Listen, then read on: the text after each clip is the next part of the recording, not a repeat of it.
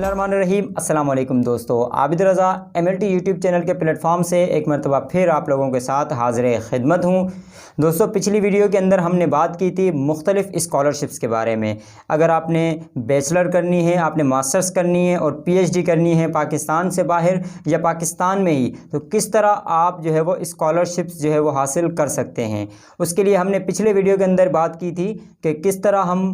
मुख्तलिफ़ जो यूनिवर्सिटीज़ हैं वहाँ तक पहुंचकर उनमें डॉक्यूमेंट्स अपने सबमिट करवा सकते हैं। उसके बाद कौन कौन से डॉक्यूमेंट्स हैं जो कि रिक्वायर्ड होते हैं तकरीबन यूनिवर्सिटीज़ के अंदर। जर्नल जो है वो हमने डॉक्यूमेंट्स की बात की थी। उसके बाद फिर हमने ये चीज़ भी डिस्कस की थी कि इंशाल्लाह नेक्स्ट वीडियो के अंदर हम इस बात को जो है वो ज़ेर बहस लाएंगे कि कौन सी स्कॉलरशिप्स हैं जो कि दुनियावी लेवल पे बहुत ईजी और बेहतर तरीके से जो है वो काम कर रही हैं। दोस्तों, उसी में से दुनिया के अंदर सबसे बड़ी स्कॉलरशिप जो चल रही है वो CSE है, जिसे CGS भी कहते हैं,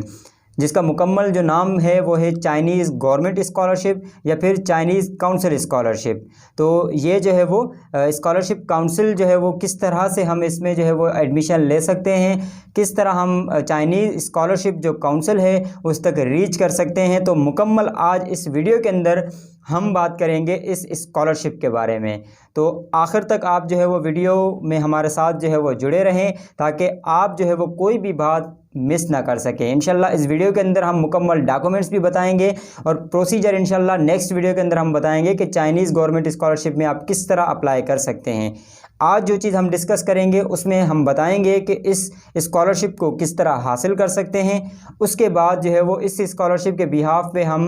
कितने जो है वो सैलरी ले सकते हैं और उसके बाद ये स्कॉलरशिप जो है वो किन किन डिग्रीज़ के लिए अहल है, यानी कौन कौन सी डिग्रीज़ जो है वो इसमें हो सकती हैं। दोस्तों, अगर हम बात करें चाइना स्कॉलरशिप काउंसिल की, तो China scholarship council ministry of education of China की एक नॉन प्रॉफिट ऑर्गेनाइजेशन है जो कि इंटरनेशनल स्टूडेंट्स और चाइना के स्टूडेंट्स की सपोर्ट कर रही होती है एजुकेशनल साइड पे, यानी एकेडमिक साइड पे। CSE बाहमी स्कॉलरशिप्स दे रही होती है अपने ही स्टूडेंट्स को, चाइना के स्टूडेंट्स को, और उसके साथ साथ बाहर के स्टूडेंट्स को वेलकम कर रही होती है जो कि स्कॉलर्स हैं या फिर स्टूडेंट हैं BS MS या PhD करना चाहते हैं। दोस्तों, 2020 की रिपोर्ट के मुताबिक economic and security review commission ने जो शाया की है उसके मुताबिक CSE के जो फंड्स हैं, CSE का जो फंड है उसमें अप्रॉक्सीमेटली 65,000 चाइनीज़ स्टूडेंट्स जो कि बाहर स्टडी कर रहे हैं और इतनी ही तादाद चाइना में बाहर के स्टूडेंट्स की पढ़ रही है। और उसके साथ साथ 26,000 चाइनीज़ स्टूडेंट्स यूनाइटेड स्टेट्स में CSE की स्कॉलरशिप के बिहाफ पे अपनी स्टडी कंटिन्यू कर रहे हैं। दोस्तों, ये 2020 की उनकी रिपोर्ट है जिसमें इतनी स्कॉलरशिप जो है वो चाइनीज़ काउंसिल जो स्कॉलरशिप है वो प्रोवाइड कर रही होती है। उसके बाद अगर हम बात करें study field scholarships are offered by CSE, यानी कि चाइनीज़ स्कॉलरशिप काउंसिल कौन सी डिग्रीज़ या कौन सी फील्ड में जो है वो काम कर रही होती है। CSE offers all degree and non degree field scholarships, Chinese international language and culture scholarships, मुख्तलिफ जो है वो चाइनीज़ लैंग्वेज स्कॉलरशिप्स भी आ रही होती हैं जिसमें 1 साल का 2 साल का डिप्लोमा भी जो है वो आप चाइनीज़ लैंग्वेज एंड कल्चर में जो है वो कर सकते हैं। उसकी भी फुली फंडेड स्कॉलरशिप्स आ रही होती हैं। उसके बाद अगर हम बात करें फर्दर स्टडीज़ की डिग्री प्रोग्राम्स की, तो उसमें CSE bachelor programme, masters programme, PhD programmes और रिसर्च जो है वो ऑफ़र कर रही होती है। उसके बाद हमने जो है वो कंबाइन एक जो है वो सेटअप बनाया है फील्ड स्टडीज़ का। फैकल्टी ऑफ मेडिसिन में जो है वो स्कॉलरशिप्स इसकी आ रही होती हैं, फैकल्टी ऑफ सोशल साइंसेज में भी, faculty of natural sciences, faculty of art, faculty of BBA business administration, bachelor of business administration. उसके बाद है फैकल्टी ऑफ एजुकेशन। दोस्तों, अगर हम इन मुकम्मल फ़ैकल्टीज़ को देखें तो इन एक एक फ़ैकल्टी के अंदर बहुत ज़्यादा डिपार्टमेंट्स होते हैं। अगर हम देखें फैकल्टी ऑफ मेडिसिन को, तो फैकल्टी ऑफ मेडिसिन के अंदर MBBS हो गया, हमारा BDS हो गया, नर्सिंग हो गया, दूसरे और काफ़ी सब्जेक्ट्स जो है वो इसमें इंक्लूड होते हैं। फैकल्टी ऑफ सोशल साइंसेज में भी हमारे इस तरह बहुत सब्जेक्ट आ जाते हैं। अगर आप मुकम्मल जो है वो देखना चाहते हैं कि CSE कौन से स्पेशल प्रोग्राम्स ऑफ़र कर रही है, तो तकरीबन बहुत बड़ी ये एक लिस्ट है जो कि यहाँ पे जो है वो मुमकिन नहीं थी, इसलिए मैं डिस्क्रिप्शन में आपको CSE की जो है वो प्रोग्राम्स की जो लिंक है वो दे दूंगा, तो आप वहाँ पर इजीली जो है वो अपना जो डिज़ायर्ड प्रोग्राम है वो देख सकते हैं कि आप किस प्रोग्राम में अप्लाई करना चाहते हैं, क्या सीएससी उस प्रोग्राम को जो है वो स्कॉलरशिप दे रही है या नहीं। उसके बाद अगर हम फाइनेंशियली देखें कि सीएससी जो है वो किस तरह से जो है वो आपकी जो फाइनेंशियल सपोर्ट है वो कर रही होती है। अगर हम देखते हैं तो CSC scholarship for PhD students, अगर आप पीएचडी करना चाहते हैं तो सीएससी की स्कॉलरशिप आपको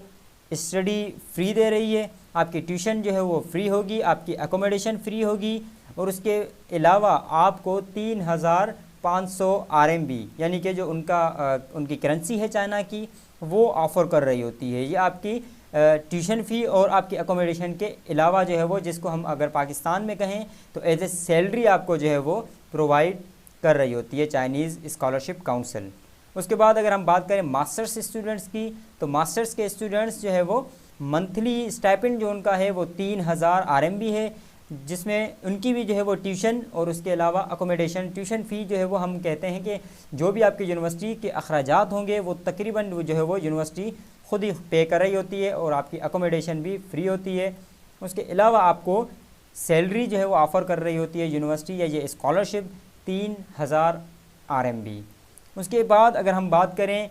CSC scholarship for under graduate यानी बैचलर प्रोग्राम, बैचलर प्रोग्राम के लिए जो स्टाइपेंड है वो 2500 है, इसमें भी आपकी ट्यूशन फ़ी जो है वो फ्री होती है, और उसके बाद आपकी अकोमोडेशन जो है वो फ्री होती है।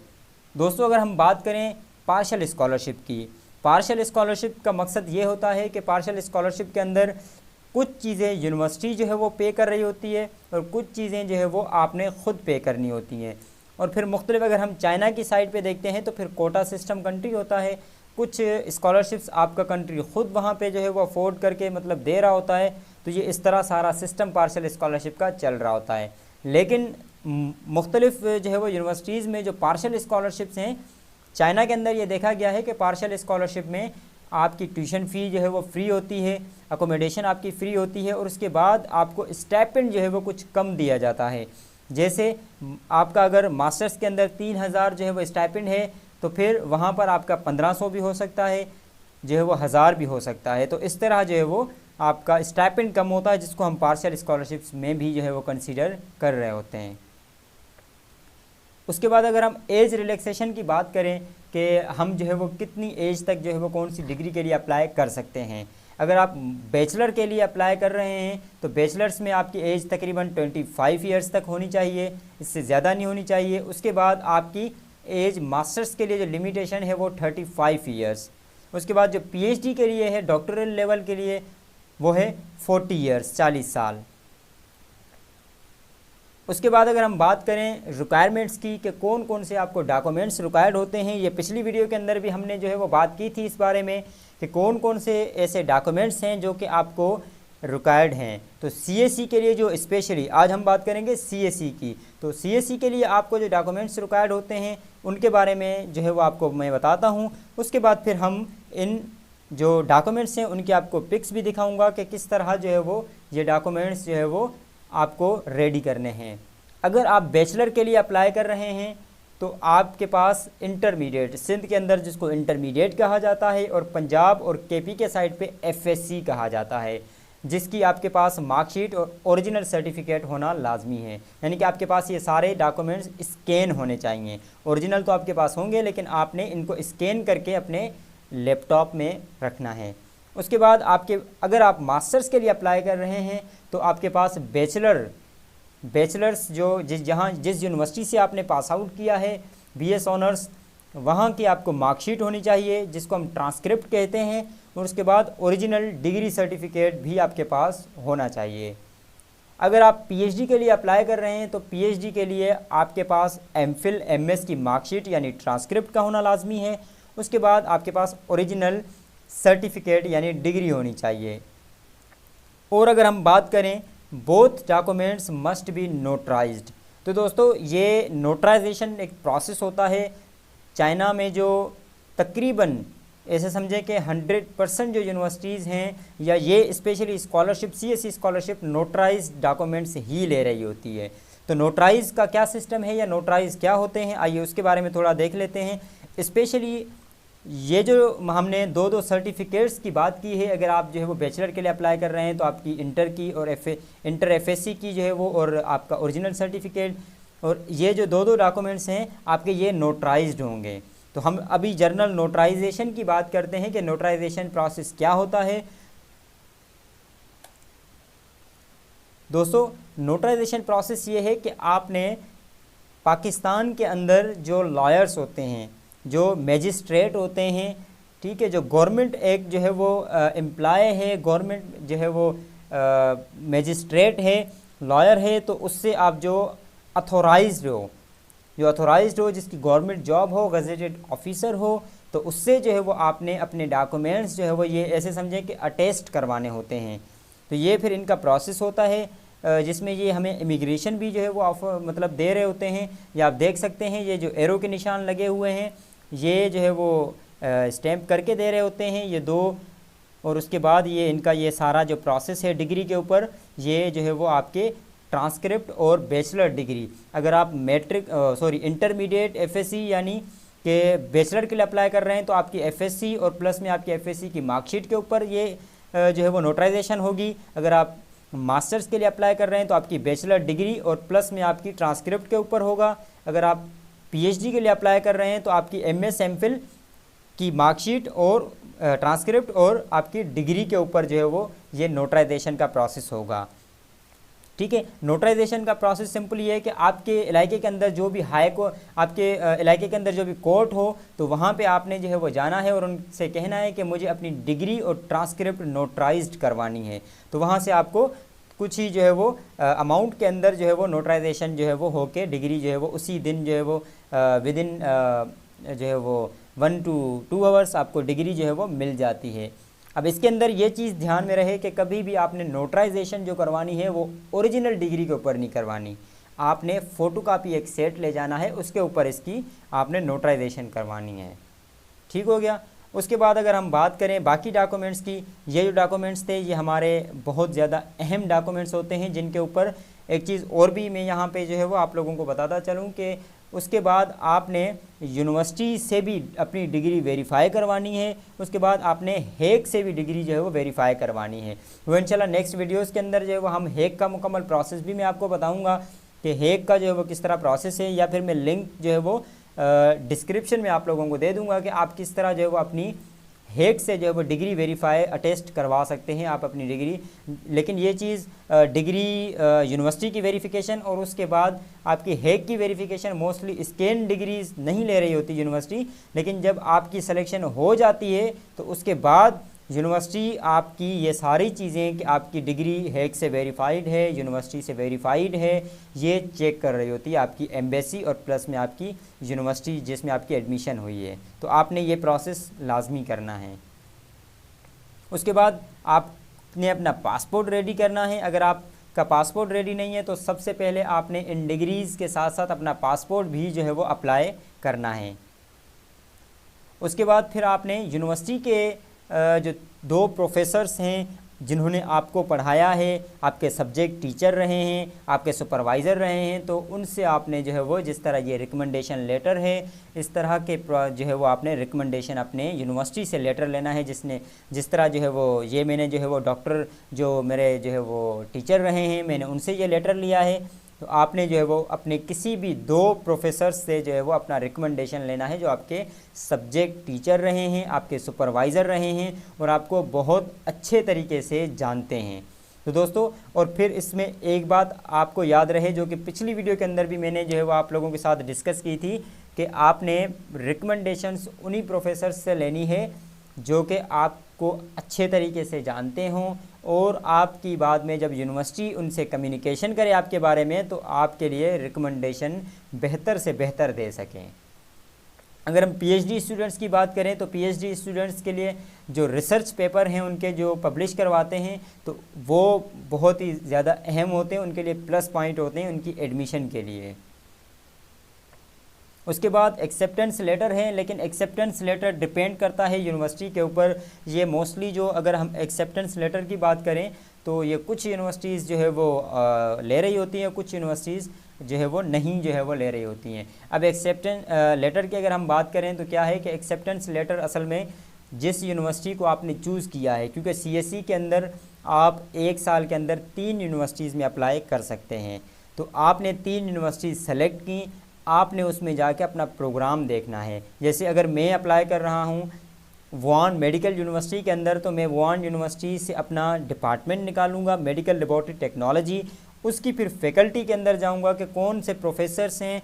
10 प्रोफेसर्स आ गए, उसमें से मैं सबकी प्रोफाइल चेक करूंगा कि इस प्रोफेसर की जो रिसर्च है वो मेरे टॉपिक से मिलती जुलती है, ठीक है। तो फिर उस प्रोफेसर की ईमेल निकाल के आपने उस प्रोफेसर को जो है वो ईमेल करनी है कि सर मैंने आपकी जो है वो ये सारी रिसर्च जो है वो पढ़ी है, मैं जो है वो आपकी जो रिसर्च है वो मेरे टॉपिक से मतलब कि मिलती है, तो मैं जो है वो आपके अंडर सुपरविज़न ये काम करना चाहता हूँ, इतने टाइम तक कंप्लीट करूँगा। सो काइंडली आप मुझे अपनी सुपरविज़न में एक्सेप्ट कर लें और मुझे काइंडली एक्सेप्टेंस लेटर दें ताकि मैं आपकी यूनिवर्सिटी में आपकी बिहाफ पे अप्लाई कर सकूँ। तो इस फॉर्मेट में फिर प्रोफेसर अगर आपकी जो है वो एक्सेप्टेंस जो आपने मेल भेजी है उससे अगर अग्री करता है तो आपको इस तरह का लेटर जो है वो फॉरवर्ड कर देता है, ईमेल करता है, फिर आप वो सीएसई को भेजते हैं या फिर यूनिवर्सिटी में जब आप एडमिशन के लिए अप्लाई कर रहे होते हैं तो वहाँ पे आप जो है वो अप्लाई ये डॉक्यूमेंट जो है वो स्कैन करके अपलोड कर देते हैं कि मुझे फ़लाँ प्रोफेसर ने एक्सेप्टेंस दी है, मैं उनकी सुपरविज़न में आपकी यूनिवर्सिटी में मास्टर्स करना चाहता हूँ, पीएचडी करना चाहता हूँ या बैचलर करना चाहता हूँ। उसके बाद अगर हम बात करें इंग्लिश लैंग्वेज प्रोफिशिएंसी सर्टिफिकेट, तो दोस्तों चाइना के अंदर इंग्लिश लैंग्वेज प्रोफिशिएंसी आइलेट्स की जो रिक्वायरमेंट है वो नहीं है कहीं पर भी। तकरीबन 99% यूनिवर्सिटीज़ चाइना में स्कॉलरशिप जो है वो विदाउट आइल्स दे रही होती हैं। तो वहाँ पर हमें जो है वो जिस तरह मैंने ये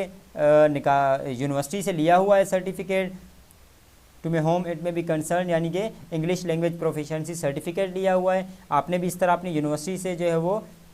सर्टिफिकेट लेना है जिसमें आपको यूनिवर्सिटी जो है वो ये चीज़ रिटन में दे रही होती है कि इसका जो मीडियम इंस्ट्रक्शन जो प्रीवियस एजुकेशन है बैचलर वो इंग्लिश मीडियम थी।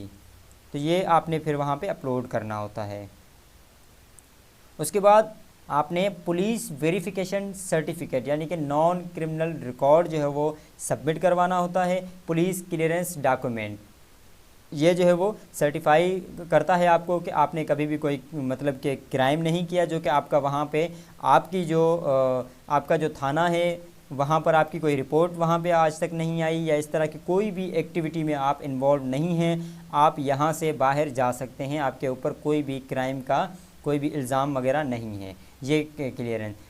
उसके लिए फिर आप पाकिस्तान के अंदर किस तरह जो है वो अप्लाई कर सकते हैं, इसका ये सिंपल मैंने जो है वो प्रोसेस दिया हुआ था कि आपने एक सिंपल एप्लीकेशन लिखनी है अपने जो पुलिस स्टेशन है वहाँ पे, फिर आपने जो है वो अपना CNIC पासपोर्ट की। तो दोस्तों ये बात लाजमी याद रहे कि आप पुलिस क्लियरेंस वेरिफिकेशन के लिए तभी अप्लाई कर सकते हैं जब आपका पासपोर्ट बना हुआ हो। फिर आपने जो है वो एप्लीकेशन CNIC और अपने पासपोर्ट की फ़ोटोकॉपी अपनी 2 फ़ोटोज़ के साथ जो है वो SP ऑफिस जो आपके शहर का है वहाँ पर जो है वो आपने सबमिट करवानी है। उसके बाद उसका प्रोसेस होगा लोकल पुलिस के अंदर, उसके बाद फिर जो है वो SHO इस बात को बिल्कुल क्लियर करेगा और उसके बाद विदिन 7 to 8 डेज़ या जितना भी आपके इलाके का प्रोसेस है आपको इंशाल्लाह जो है वो वर्किंग डेज़ के अंदर, इतने वर्किंग डेज़ के अंदर आपको ये सर्टिफिकेट मिल जाएगा जो कि भी आप स्कैन करके अपलोड करेंगे। ये भी मैंडेटरी होता है यानी लाजमी देना होता है। उसके बाद फ़िज़िकल हेल्थ सर्टिफिकेट जो कि ऑलरेडी CSE जो है वो अपना दे रही होती है। कुछ डॉक्यूमेंट्स जैसे फ़िज़िकल हेल्थ जो है वो सर्टिफिकेट है, उसके बाद जो है वो कुछ ऐसे डॉक्यूमेंट्स हैं जो कि मैं आपको जो है वो लिंक जो है वो दे दूंगा, तो आप काइंडली लिंक के थ्रू जो है वो CSE के पोर्टल को विज़िट करके यूनिवर्सिटीज़ को भी देख सकते हैं और उसके अलावा कुछ डॉक्यूमेंट्स के फॉर्मेट भी पड़े हुए हैं, तो आपने वहाँ से फॉर्मेट जो है वो PDF या वर्ड में जो है वो डाउनलोड करके उसको फिर देख सकते हैं कि इनमें ये रिक्वायरमेंट डॉक्यूमेंट्स में है। सिंपली अगर हम फिज़िकल हेल्थ में देखें तो टेस्ट के ऊपर जो है hepatitis B, C, HIV, COVID-19 अभी ऐड किया है इन्होंने, और उसके साथ साथ कुछ ऐसे टेस्ट जो है वो ये PCR लेवल पे जो है वो इनकी रिक्वायरमेंट होती है, वो हमने जो है वो करवाने होते हैं। चेस्ट का एक्सरे करवाना होता है, ECG करवानी होती है, बॉडी वाइटल्स यानी कि आपका उस टाइम जो है वो टेम्परेचर और बाकी सारी जो है वो बॉडी के वाइटल्स कितने हैं। उसके बाद BMI आपका जो है वो वेट कितना है, आपकी हाइट कितनी है, ये सारी चीज़ें। उसके बाद आई एग्ज़ामिनेशन आपने करवाना होता है डॉक्टर से। उसके बाद फिर ये सारी जब आपकी जो है वो टेस्ट और सारी रिक्वायरमेंट कंप्लीट हो जाती है, फिर आपने इसको जो है वो फिल आउट करना है सही तरीके से। उसके बाद फिर आपने गजेटेड जो आपका गवर्नमेंट सीनियर फिजिशियन है आपके हॉस्पिटल के अंदर, जो आपका सिविल हॉस्पिटल है या तालुका हॉस्पिटल है आपके शहर के अंदर, वहाँ पर जाके आपने अपने सीनियर जो है वो फिजिशियन से जो है वो इसको स्टैम्प करवाना है और साइन करवा के स्टैम्प करवाना है। उसके बाद फिर आप जो है वो ये स्कैन करके अपलोड कर सकते हैं। अगर हम बात करें study plan, research proposal, letter of motivation, there is a little bit difference between all of them. So बात करते हैं कि इनमें थोड़ा बहुत क्या डिफरेंस है। The study plan includes the details on why you study choose a certain degree programme and how you actually schedule and plan your course study. The research proposal is used to purpose why you wish to work on a particular research direction, research objectives, novelty of your proposed research, possibility, outcomes, equipments and funding requirement to carry out research and a complete schedule of conducting your research. उसके बाद letter of motivation. Letter of motivation, it is a letter in which the candidate describe why the applicant deserves the scholarship. It describes the future goals and plans of the candidate and pursues the panel to consider this proposal by reasoning and that too in a professional way. अगर हम बात करें curriculum विटाए और supportive documents की, तो आपने CV को जो है वो बनाना होता है। आपने जिस भी प्रोग्राम के लिए अप्लाई करना है उससे पिछले जो है वो प्रीवियस एजुकेशन में आपने जो जो अचीवमेंट्स की हैं आपने वो सारी उसमें मेंशन करनी होती हैं। उसके बाद फिर आपने जो है वो सपोर्टिव डॉक्यूमेंट की एक फ़ाइल बनानी होती है। सपोर्टिव डॉक्यूमेंट्स में आपने जो जो डॉक्यूमेंट्स ऐड करने होते हैं स्कैन करके, वो मोस्टली हैं कि जितनी भी आपने ऑर्गेनाइजेशंस में जो आपने सेमिनार्स अटेंड किए हैं, जो आपने कॉन्फ्रेंसेस अटेंड किए हैं, जो आपने रिसर्च के ऊपर काम किया है, या आपके पास जो जो सर्टिफिकेट एक्स्ट्रा सर्टिफिकेट्स हैं वो आपने एक ही फ़ाइल बना के उसमें सारे सर्टिफिकेट्स अटैच करने होते हैं। उनको एक ही साथ स्कैन करना होता है, जो कि